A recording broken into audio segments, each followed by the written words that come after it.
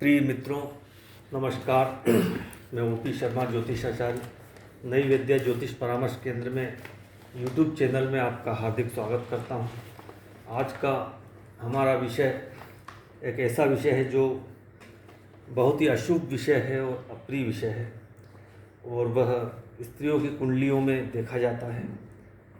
इस योग का नाम है वैधव्य योग या विधवा योग। ये बहुत ही स्त्रियों के लिए बहुत ही अशुभ है, और ईश्वर ना करे किसी भी स्त्री को ये योग का सामना करना पड़े, लेकिन ये योग है और इस स्त्रियों की कुंडलियों में देखा जाता है। और विशेषतः कुंडली मिलान के समय यह योग देखा जाता है। तो योग होने की वजह से ज्योतिष के विद्यार्थियों के या ज्योतिष में रुचि रखने वाले ज्योतिष प्रेमियों के लिए एक ज्ञान प्राप्ति के हिसाब से यह योग बताया जा रहा है। तो इस योग में क्या होता है, हम स्टार्ट करते हैं। ये जो कुंडली देख रहे हैं, इसमें ये प्रथम भाव, द्वितीय भाव, तृतीय, चतुर्थ, पंचम, षष्टम, सप्तम, अष्टम, नवम, दशम, एकादश, द्वादश भाव। और इसमें पाप ग्रहों का नाम बार बार आएगा। तो पाप ग्रह कौन कौन से होते हैं मित्रों? शनि, मंगल, राहु, केतु, ये पाप ग्रह होते हैं।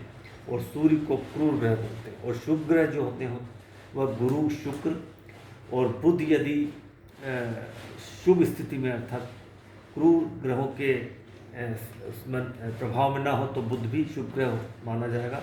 और चंद्रमा, यदि जातिका का जन्म पूर्णिमा या पूर्णिमा के आसपास होता है तो चंद्र भी शुभ होगा। और अलगावधि ग्रह जो होते हैं वो शनि, राहु, सूर्य एवं द्वादश भाव का स्वामी जो होता है अलगावधि होता है। तो मित्रों, हम शुरू करते हैं।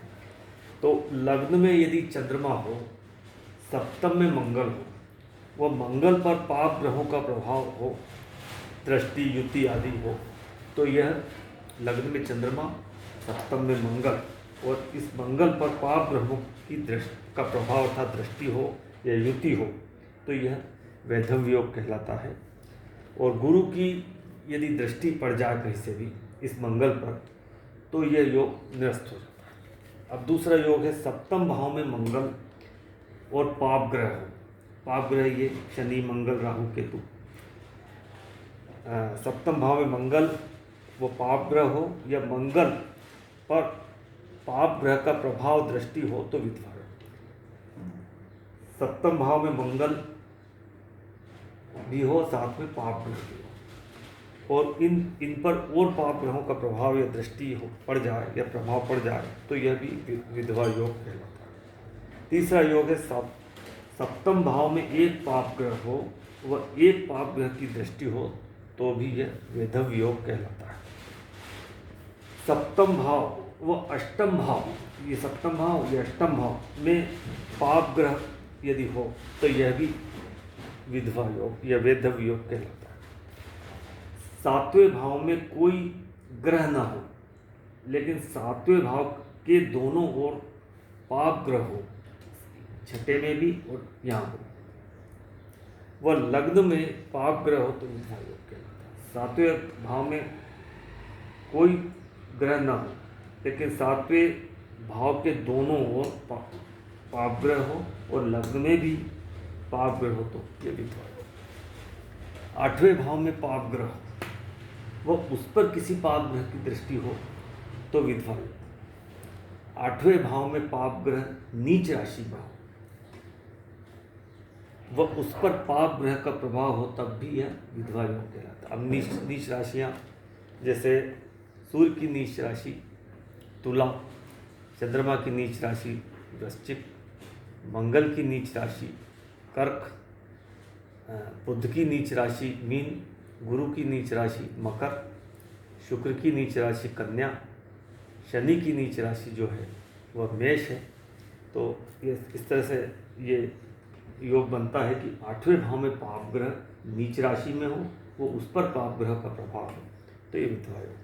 अब सातवें भाव का स्वामी आठवें भाव में हो, इसका स्वामी आठवें भाव में हो, उस पर पाप ग्रह का प्रभाव भी विधवा योग कहलाता है।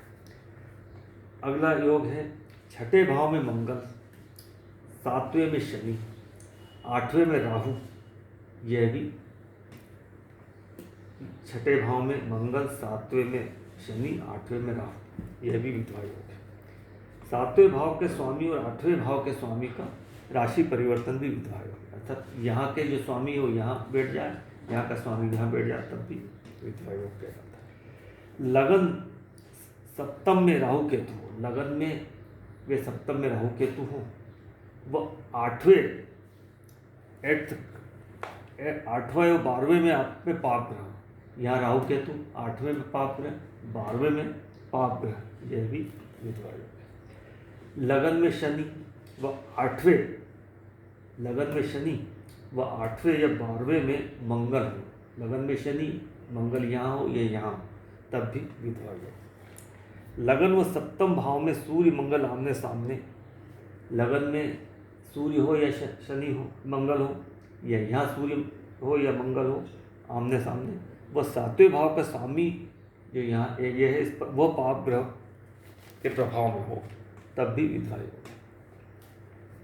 अगला योग है शुक्र मंगल की युति हो कुंडली में और राहु चंद्र की भी युति हो, वह आठवें भाव में पाप ग्रह हो। शुक्र मंगल की युति, राहु चंद्र की युति और 8वें भाव में पाप ग्रह हो, तो यह भी विधवा योग है। अगला योग है छठे, सातवें, 8वें भाव में पाप ग्रह, छठे में, 7वें में, 8वें भाव में पाप ग्रह हो, या 7वें भाव में पाप ग्रह हो और छठे 8वें पर पाप ग्रहों की दृष्टि हो। एक तो या तो छठे, 7वें, 8वें में पाप ग्रह हो, या 7वें भाव में पाप ग्रह हो और छठे या 8वें पे पाप ग्रह की दोनों तरफ दृष्टि भी हो, तब भी यह विधवा योग कहलाता है। अगला योग है 7वें भाव के स्वामी मतलब सप्तमेश व अष्टमेश दोनों की युति, सप्तमेश व अष्टमेश दोनों के स्वामी की युति 12वें भाव में हो, वह सप्तम भाव में पाप ग्रह हो, तब भी यह विधवा योग। 7वें भाव और 7वें भाव के स्वामी, 8वें भाव के स्वामी अर्थात सप्तमेश अष्टमेश दोनों की युति 12वें भाव में, वह सप्तम भाव में पाप ग्रह हो, तब भी यह विधवा योग है। अगला योग है 6th हाउस लॉर्ड जो है वो 7th में हो, षष्ठेश जो है वो 7वें में हो, 7वें भाव का स्वामी अष्टम में हो या 12वें में हो, वह 12वें का स्वामी जो है वापस सप्तम में हो, तब भी विधवा योग कहलाता। षष्ठेश सप्तम में हो, सप्तमेश अष्टम में हो या 12वें में हो और 12वें का स्वामी सप्तम में हो, तो यह भी विधवा योग कहलाता। 7वें भाव में पाप ग्रह वह सप्तमेश नीच राशि में अस्त हो, 7वें में पाप ग्रह वह इसका जो स्वामी है वो अस्त हो जाए या नीच का हो जाए, तो भी यह विधवा योग कहलाता है। सूर्य, शनि, राहु और द्वादश भाव का स्वामी ये अलगाववादी ग्रह होते हैं। सूर्य, शनि, राहु, सूर्य, शनि, राहु व द्वादश भाव के स्वामी अलगाववादी ग्रह होते हैं। इनका प्रभाव जब शुक्र पर हो, गुरु पर हो या सप्तम भाव पर हो एवं सप्तमेश पर हो, फिर से अलगाववादी ग्रह जो होते हैं सूर्य, शनि, राहु एवं द्वादश का स्वामी, उसका जो प्रभाव है वो शुक्र पर हो, गुरु पर हो, सप्तम भाव पर हो और सप्तमेश पर हो, तो ये अशुभ होता है। इन योगों पर जो बताए गए हैं, अगर गुरु की शुभ दृष्टि हो तो यह जो इन योगों की जो अशुभता है वो बहुत कम हो जाती है या समाप्त हो जाती है। तो मित्रों, इस तरह से ये योग के बारे में संक्षिप्त जानकारी देने का प्रयास किया गया। उम्मीद करता हूँ आपको वीडियो पसंद आया होगा। यदि वीडियो आपको इन्फॉर्मेटिव लगता है तो वीडियो लाइक कीजिए, शेयर कीजिए, चैनल को सब्सक्राइब कीजिए। वीडियो आपने पूरा देखा इसके लिए मैं आपको धन्यवाद देता हूँ। नमस्कार।